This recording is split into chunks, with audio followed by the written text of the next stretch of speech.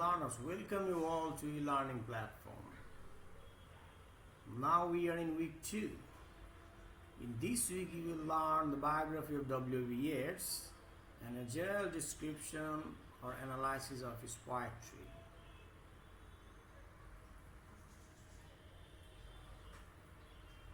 Me, Faisal Ahmed, faculty member, Department of English, World University of Bangladesh, with you throughout the whole video lesson. Let's begin.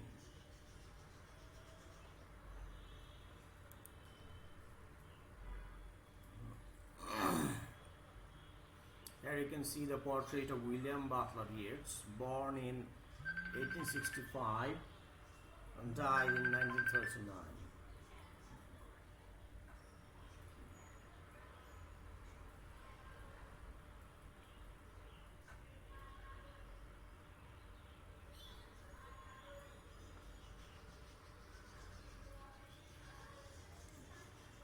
William Butler Yeats is widely considered to be one of the greatest poets of the 20th century.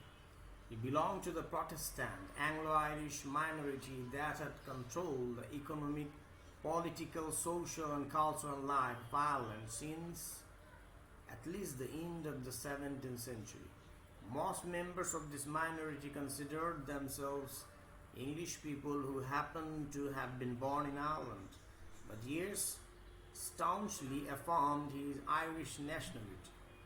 Although he lived in London for 14 years of his childhood and kept a permanent home there during the first half of his adult life, Yeats maintained his cultural roots, featuring Irish legends and heroes in many of his poems and plays. He was equally firm in adhering to his self-image as an artist. This conviction led many to accuse him of elitism, but it also unquestionably contributed to his greatness. As fellow poet W. H. Auden noted in a 1948 Kenyon Review essay titled Yeats as an Example, Yeats accepted the moral necessity of having to make a lonely and deliberate choice of the principles and presuppositions in terms of which make sense of his experience. Auden assigned Yeats the high praise of having written some of the most beautiful poetry of modern times. Perhaps no other poet stood to represent a people and country as poignantly as Yeats, both during and after his life, and his poetry is widely read today across the English-speaking world. So William Butler ইয়েটসকে আয়ারল্যান্ডের জাতীয় কবি বলা হয় এবং তিনি আয়ারল্যান্ডের সর্বকালের শ্রেষ্ঠ কবি এবং তিনি সাহিত্য নোবেল প্রাইজও পেয়েছিলেন।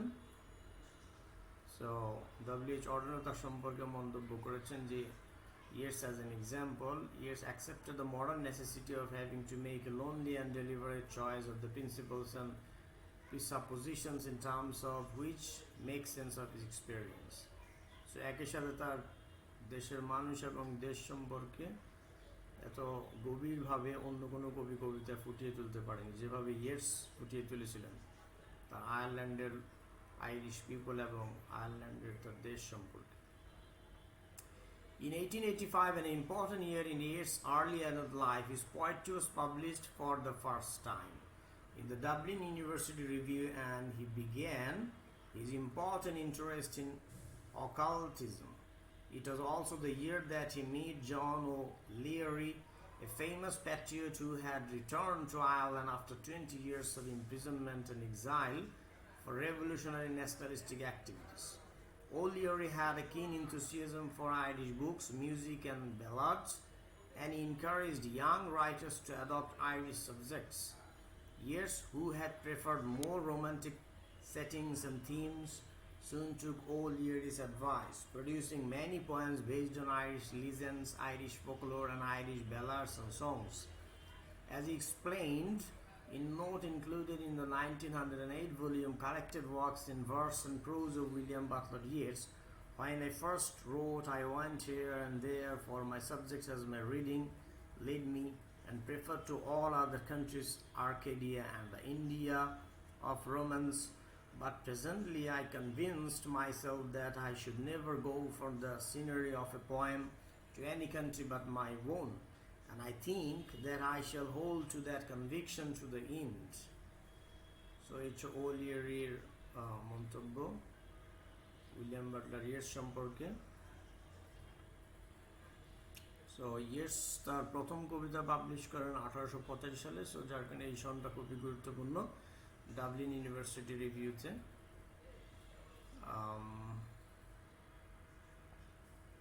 এবং উনি জন ওলিয়ারির সাথে সাক্ষাৎ করেছিলেন ওই বছরই, যিনি একজন ফেমাস প্যাট্রিয়ট, একজন বিখ্যাত দেশপ্রেমিক আয়ারল্যান্ডের, যিনি আয়ারল্যান্ডে 20 বছর পরে কারাভোগের পরে এবং বনবাসের পরে ফিরে এসেছিলেন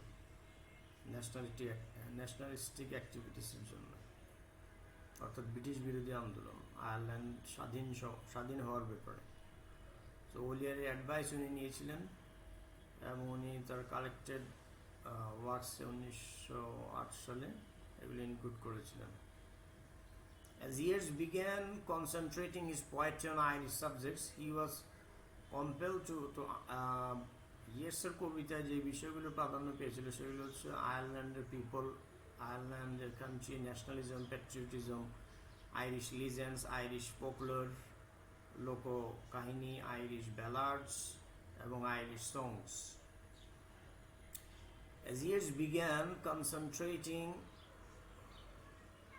his poetry on Irish subjects, he was compelled to accompany his family in moving to London at the end of 1886.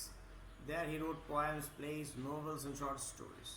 So W.B. শুধু কবিতাই লিখেনি, উনি কবিতার পাশাপাশি নাটক, উপন্যাস এবং ছোট গল্প লিখেছিলেন, all with Irish characters and scenes, এবং সবগুলোই আয়ারল্যান্ডের সেটিংসে এবং আয়ারল্যান্ডের মানুষকে নিয়ে। In addition, he produced book reviews, usually on Irish topics.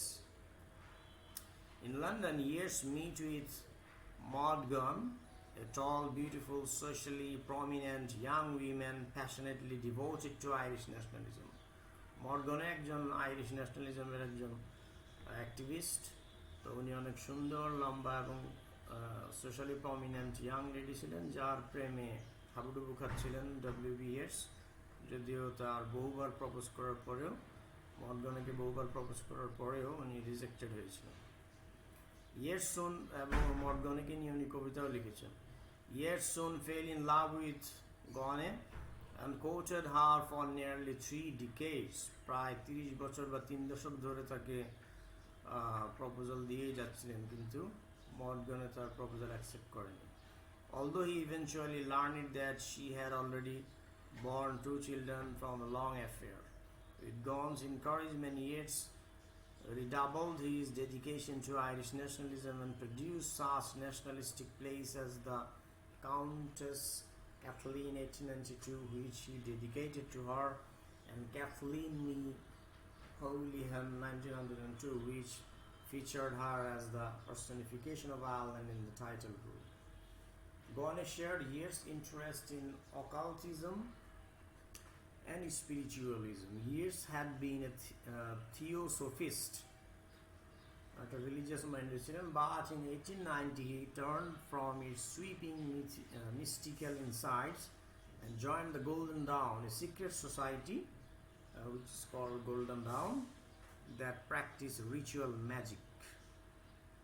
Yeats remained an active member of the Golden Dawn for 32 years, becoming involved in its direction at the turn of the century and achieving the coveted 6th grade of membership in 1914, the same year that his future wife Georgiana Hyde Lees also joined the society.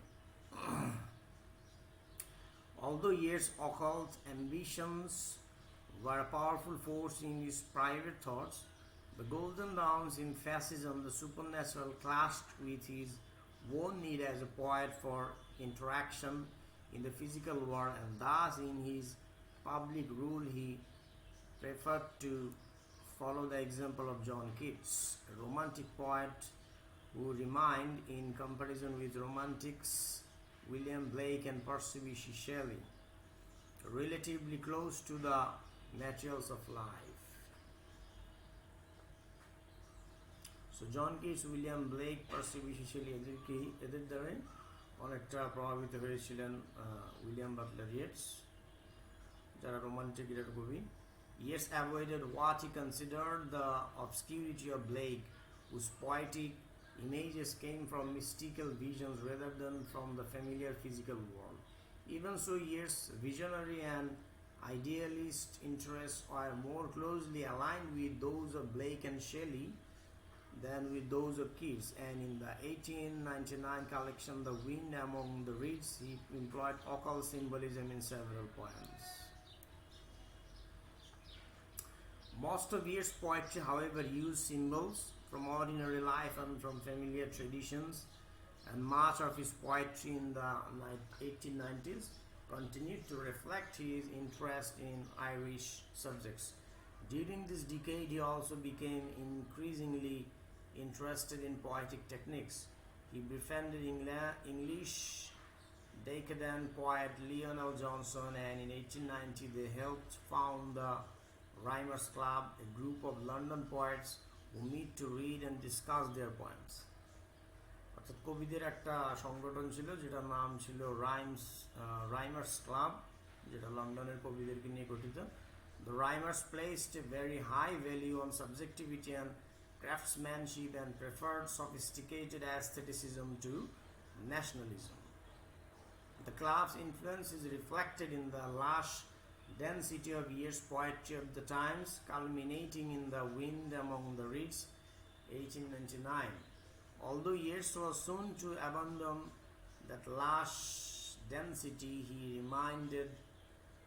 remained permanently committed to the Rhymers' insistence that a poet should labor at rhythm and cadence, at form and style, as he reportedly told the Dublin audience in 1893.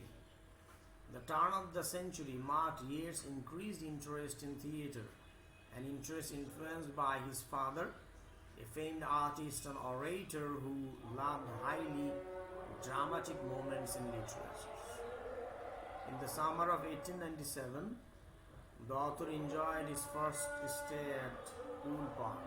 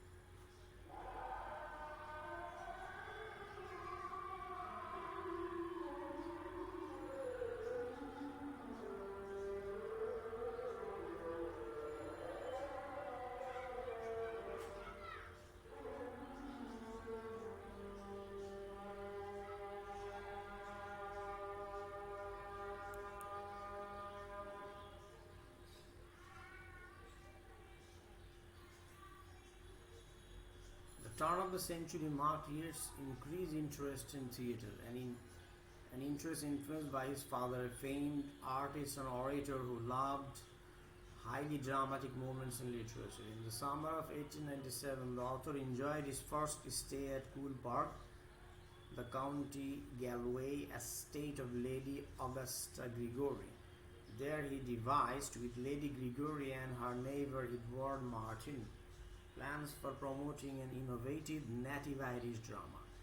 In 1899, they staged the first of 3 annual productions in Dublin, including Yeats, the Countess Kathleen, and in 1902 they supported a company of amateur Irish actors in staging both George Russell's Irish legend Deirdre and Yeats' Kathleen Ní Houlihan. The success of these productions led to the founding of the Irish National Theatre Society with Yeats as president. After a wealthy sponsor volunteered to pay for the renovation of Dublin's Abbey Theatre as the company's permanent home, the theatre opened on December 27, 1904.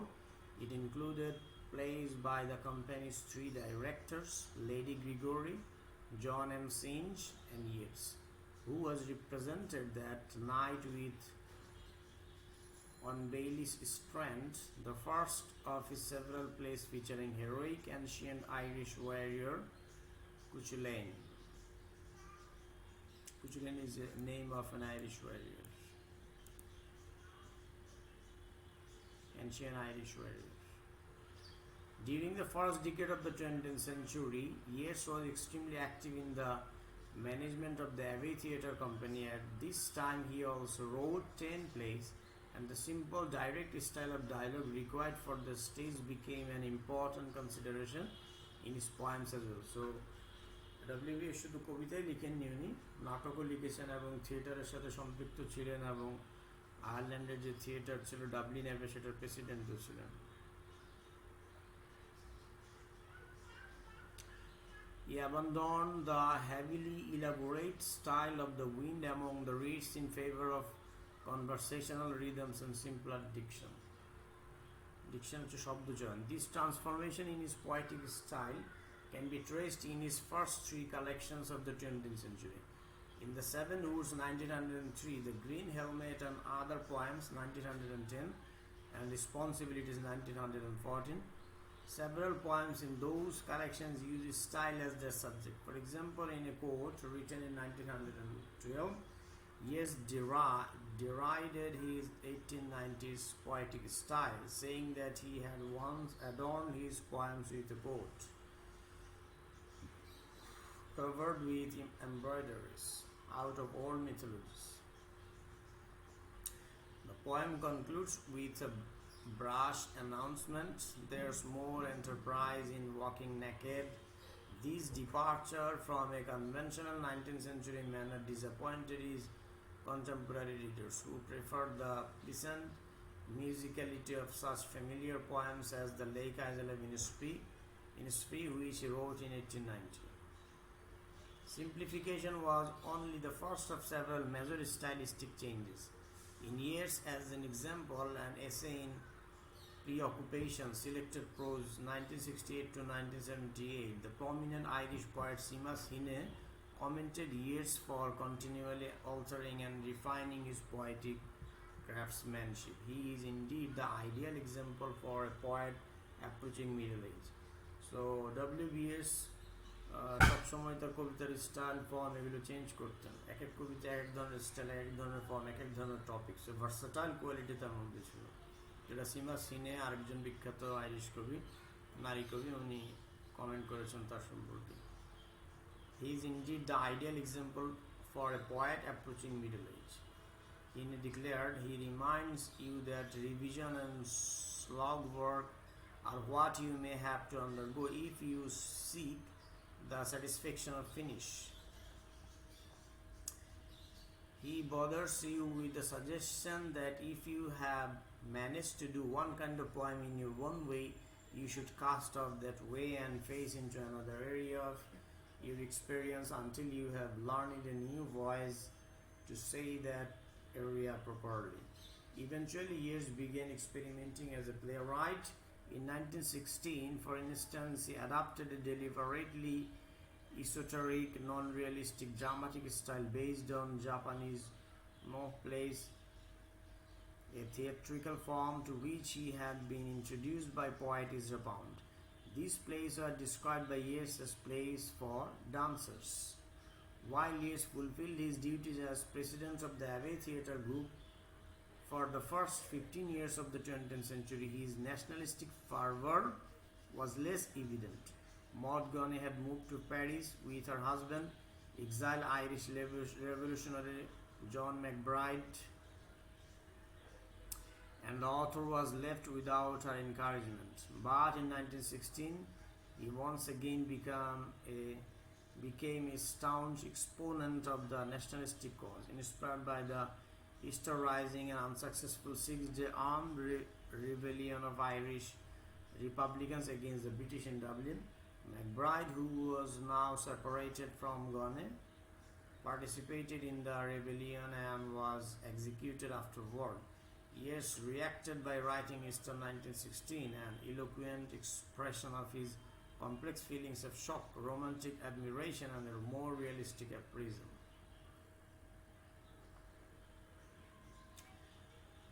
The Easter Rising contributed to Yeats' eventual decision to reside in Ireland rather than England, and his marriage to Hyde Lees in 1917 further strengthened that resolve.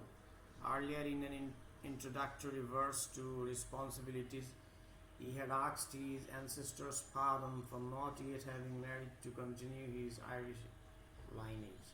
Although I have come close on 49, I have no child, I have nothing but a book.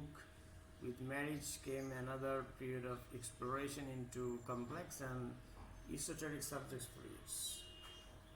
He had long been fascinated by the contrast between a person's internal and external selves, between the true person and those aspects that the person chooses to present as a representation of the self. Yeats had first mentioned the value of mask in 1910 in a simple poem, The Mask, where a woman reminds her lover that his interest in her depends on her guise and not on her hidden inner self. Yeats gave eloquent expression to this idea of the mask in a group of essays, Paramica Silentia Lunae, 1918.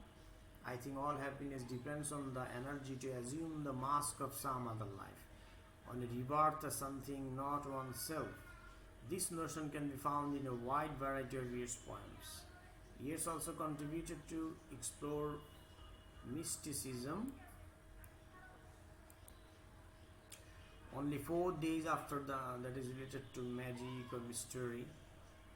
Only 4 days after the wedding, his bride began what would be a lengthy experiment with the psychic phenomenon called automatic writing, in which her hand and pen presumably served as unconscious instruments for the spirit world to send information. Yeats and his wife held more than 400 sessions of automatic writing, producing nearly 4,000 pages that Yeats avidly and patiently studied and organized. From these sessions, Yeats formulated theories about life and history. He believed that certain patterns existed, the most important being what he called gyres, interpenetrating cones representing mixtures of opposites of both a personal and historical nature.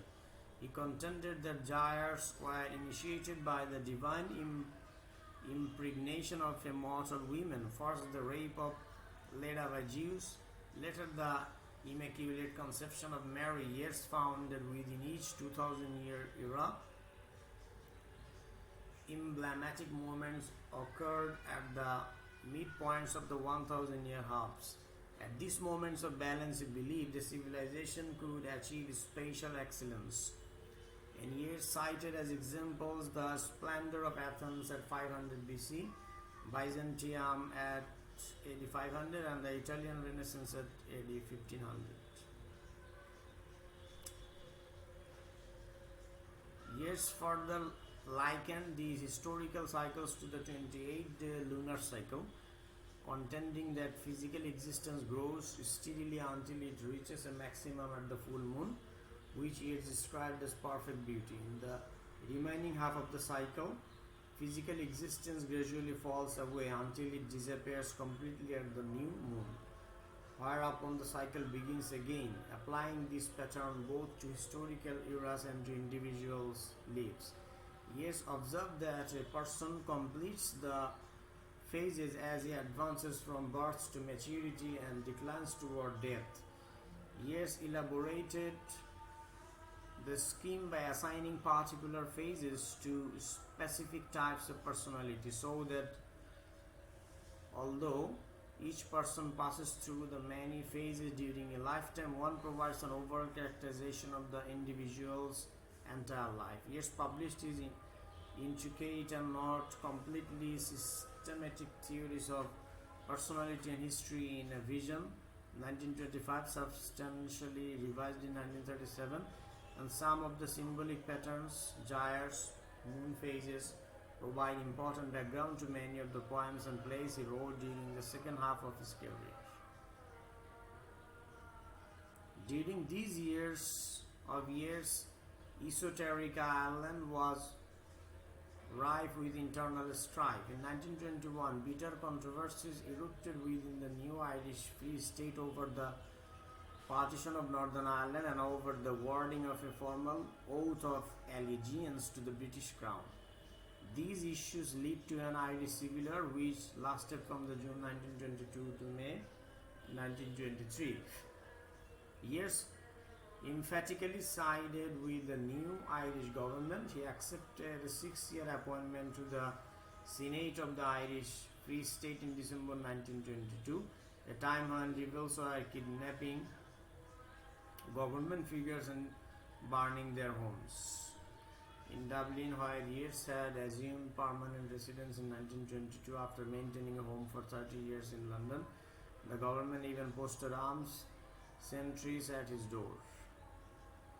As senator, Yeats considered himself a representative of order amid the chaotic new nation's slow progress toward stability. He was now the 60-year-old smiling public man of his poem Among School Children, which he wrote after touring an Irish elementary school. He was also a world-renowned artist of impressive stature, having received the Nobel Prize for Literature in 1923. Yeats' poems and plays produced during his Senate term and beyond are at once local and general, personal and public, Irish and universal. At night, the poet could saw it with terror, a phrase in his poem 1919, because of the surrounding violence, but he could also generalize those terrifying realities by linking them with events in the rest of the world and with all of history. The energy of the poems written in response to these disturbing times gave astonishing power to his collection The Tower 1928, which is often considered his best single book, though The Wild Songs at Cool 1917, enlarged edition 1919, Michael Roberts and the Dancer 1921, The Tower, The Winding Stair 1929, enlarged edition 1933, and Works for Music Perhaps and Other Poems 1932 also possess considerable merit. Another important element of poems in both these collections and other volumes is Yeats' keen awareness of old age. Even his romantic poems from the late 1890s often mention grey hair and weariness, though those poems were written while he was still a young man. But when Yeats was nearly 60, his health began to fail and he was faced with real rather than imaginary bodily decrepitude, a phrase from After Long Silence and Nearness to Death. Despite the author's often keen awareness of his physical decline, the last 15 years of his life were marked by extraordinary vitality and an appetite for life. He continued to write plays including Sophocles' King Oedipus and Sophocles' Oedipus at Colonus, translations performed with Mask in 1926 and 1927, and the words upon the window pane, 1934, a full-length work about spiritualism and the 18th century Irish writer Jonathan Swift. In 1929, as an expression of gaiety after recovering from a serious illness, he also wrote a series of brash, vigorous poems narrated by a fictitious old peasant woman, Crazy Jane. His prose as The Wild Old Wicked Man, the title of one of his poems, and his political revitalization was reflected in the title of his 1938 volume, New Poems. As Yeats aged or getting old, he saw Ireland change in ways that angered him. The Anglo-Irish Protestant minority no longer controlled Irish society and culture, and with Lady Gregory's death in 1932 and the abandonment of the Cool Park estate, Yeats felt detached from the brilliant achievements of the 18th Anglo-Irish tradition. According to Yeats' unblushingly anti-democratic view, the greatness of Anglo-Irishmen such as Jonathan Swift, philosopher George Berkeley, and statesman Edmund Burke contrasted sharply with the undistinguished commonness of contemporary Irish society, which seemed preoccupied with the interests of merchants and peasants. He laid out his unpopular opinions in late plays such as Purgatory 1938 and the Essays on the Boiler 1939. But Yeats offset his frequently brazen manner with the personal conflicts expressed in his last poems.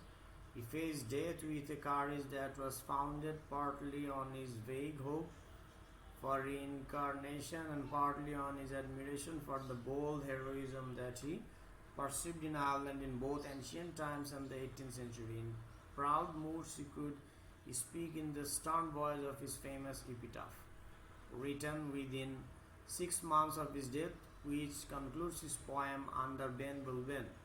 Cast a cold eye on life, on death.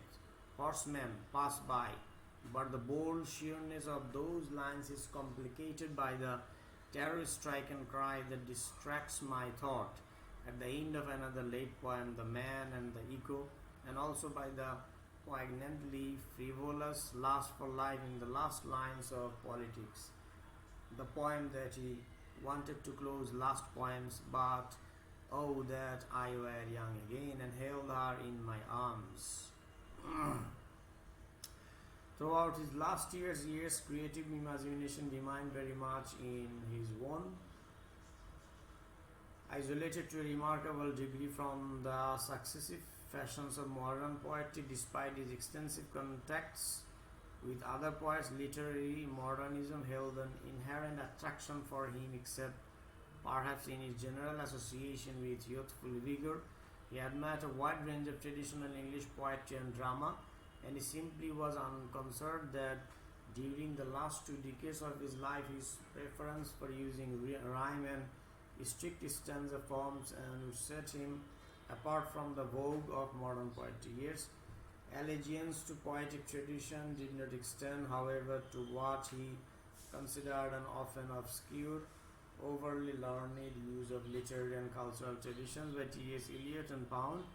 Yeats deplored the tremendous enthusiasm among younger poets for Eliot's The Wasteland, published in 1922. Disdaining Eliot's flat rhythms and cold, dry mood, Yeats wanted all art to be full of energy. He felt that the literary traditions furnishing Eliot with so many allusions and quotations should only be included in a poem if those traditions had so excited the individual poet's imagination that they could become poetic ingredients of the sort Yeats described in The Tower, a poem of Yeats. Poets' imaginations and memories of love, memories of the wars of women, all those things are whereof man makes a superhuman mirror resembling dream. Yeats wanted poetry to engage the full complexity of life, but only insofar as the individual poet's imagination had direct access to experience or thought, and only insofar as those materials were transformed by the energy of artistic articulation. He was from first to last a poet who tried to transform the local concerns of his own life by embodying them in the resonantly universal language of his poems. His brilliant rhetorical accomplishments, strengthened by his considerable powers of rhythm and poetic phrase, have earned wide praise from readers and especially from fellow poets including W.H. Auden, who praised Yeats as the savior of English lyric poetry, Stephen Spender, Theodore Roethek, and Philip Larkin. It is not likely that time will diminish his achievements.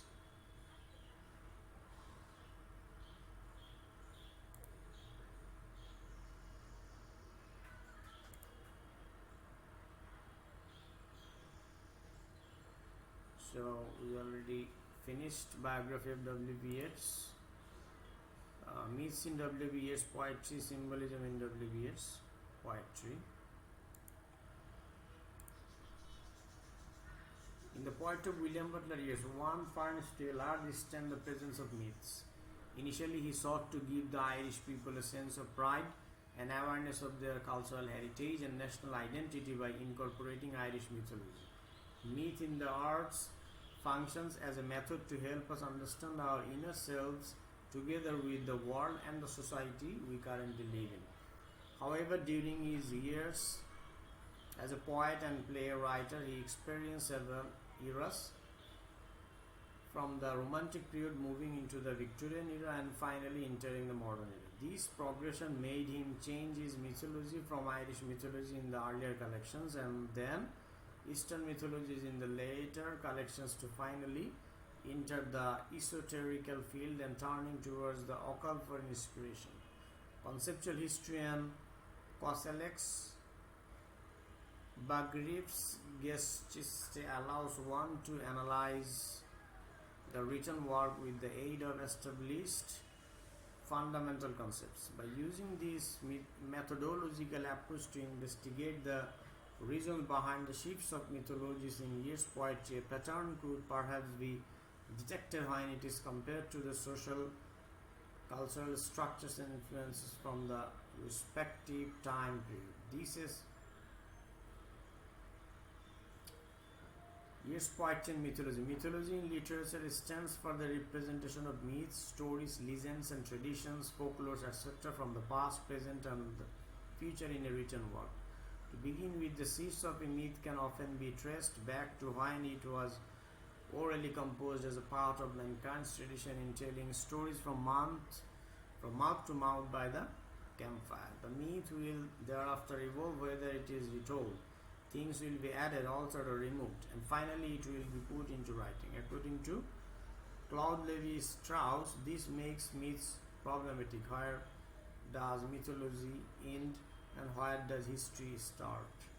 The Bible was formed much in this fashion, where the myths and its raw material was disconnected elements, and that learned philosophers and native wise men put them together in order to make a continuous story.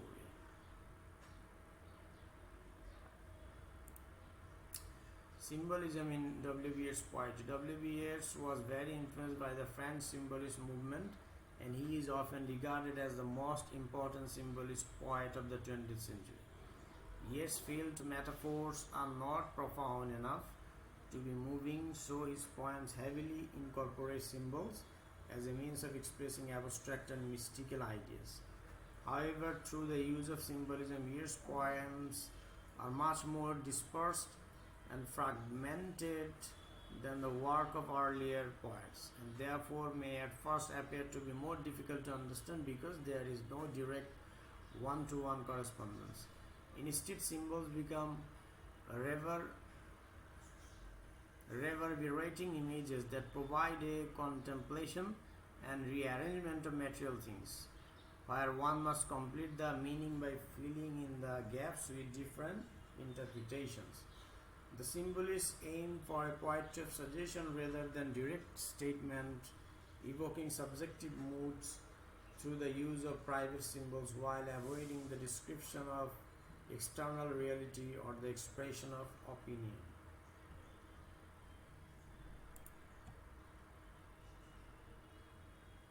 That's the end of the lesson. Thank you very much for being with me throughout the whole session, and see you with new lesson. Talk to you with new lesson in the next week and next video lesson. Thank you very much. Goodbye.